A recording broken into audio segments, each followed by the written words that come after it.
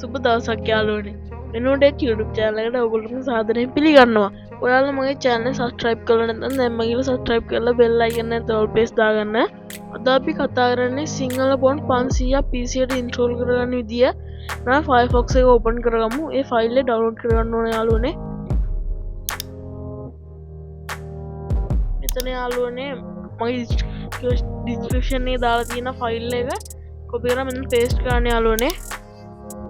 යාළුවනේ මේ තියෙන සිංහල ෆොන්ට් 500 ෆයිල් එක මේ මෙතන ඩවුන්ලෝඩ් කියන බටන් එක ක්ලික් කරන්න. එතන යාළුවනේ ඩවුන්ලෝඩ් anyway කියන බටන් එක ක්ලික් කරන්න. එතන යාළුවනේ ඩවුන්ලෝඩ් වෙන අපිට පෙන්නනවා MB 29ක් වගේ තියෙන්නේ. හරි යාළුවනේ මෙතන දැන් ෆයිල් එක ඩවුන්ලෝඩ් වුණා. මේක අපි දැන් ඕපන් කරගමු. යාළුවනේ desktop එකට දාගෙන open කරගන්න.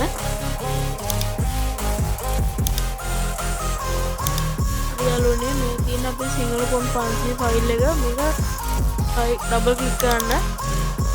හරි යාළුවනේ මෙතන extract to කියන බටන් එක ක්ලික් කරන්න. මෙතනින් desktop කියලා select කරන්න. ඉතින් new folder කියලා දෙන්න යාළුවන්ට මතක් කරලා එතනින් okay කියන බටන් එක ක්ලික් කරන්න. එතන යාළුවනේ මම දෙන password එක මොකක්ද දෙන්න.